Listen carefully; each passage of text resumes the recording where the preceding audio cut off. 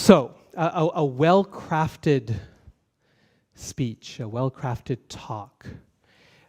It's like a story. It absorbs the audience. It opens up new worlds for them. It's like opening the blinds and saying, look there, there's a world out here. And taking them on a journey, just like a storyteller does. Telling a good speech is like a well-crafted story. It's also like a debate.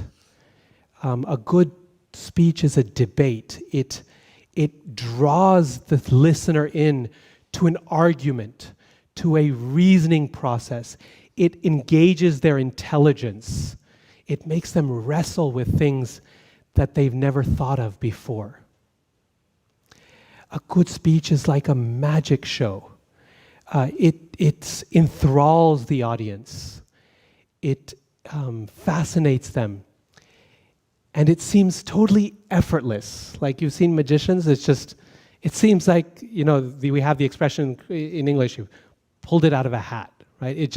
It basically means doing something effortlessly. It just looks like it's the simplest thing in the world, even though we know that there's a lot of effort that goes into a magic trick or a magic show.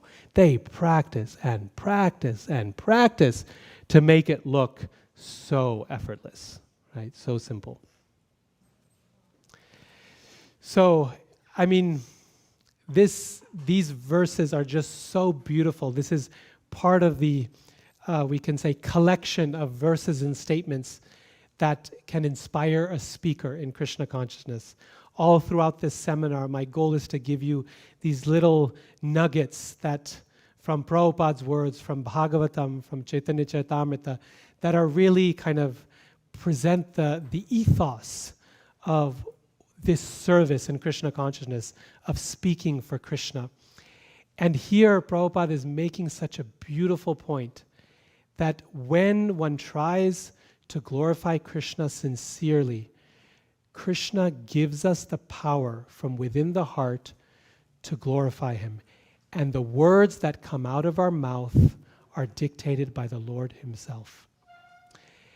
This Krishna does for a child. Because Dhruva Maharaj, Prabhupada is saying, Dhruva Maharaj, because he was an inexperienced child, he didn't know what to do. He was stuck. And yet he was inconvenienced by humbleness. He was inconvenienced by the fact that he's a little boy and his vocabulary is not huge and his experience in offering prayers is not huge. But Krishna places his conch shell upon his head and he makes his words suitable for offering to the Lord. Isn't that all of our situation? Aren't we all inexperienced children in front of the Lord?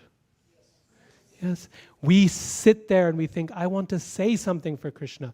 But who are we to speak?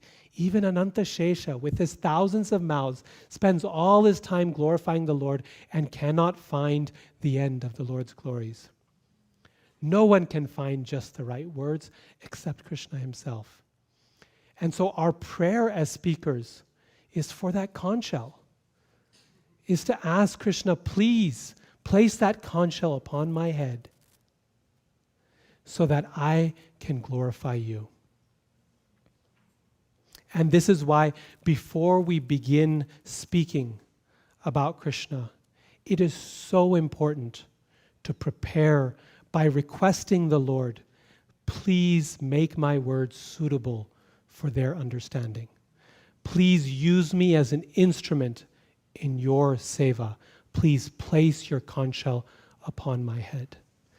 That is the speaker's prayer every single time. Anytime we're asked to speak, whether we can physically offer our obeisances like Dhruva Maharaj did, or we're in a context where we cannot physically do it. But that has to be our prayer every single time. Not once a week, not the first time we try to speak, not until we become experienced.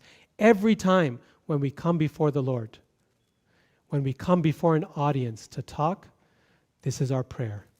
Please place your conch shell upon my head so that my words are suitable for their understanding. Please allow me to represent you. Please allow me to make you look good through my words. That's our prayer. And if we come with that intention, this is a long-winded answer to your question, Prabhu, then Krishna will make our words suitable for everyone's appreciation. Because the understanding is not a product of my words or a product of their ears. The understanding is the magic of the supersoul within the heart. And when Krishna says, okay, this is for you, living entity, listen, it's coming. This is for you to hear. Then they get it. They hear it. I, seated within their hearts, as Prabhupada is quoting in this verse, give them the knowledge by which they can come to me. So that's the magic formula, right? That's the missing link. Yes, we have to pay attention to the audience. Yes, we should direct it to the primary audience, the intended audience. But ultimately, we have to have the faith, the conviction, that if I'm doing my job properly, if I'm the instrument, Krishna can play his music through me. And when Krishna plays his music, he will decide who gets touched with what sound.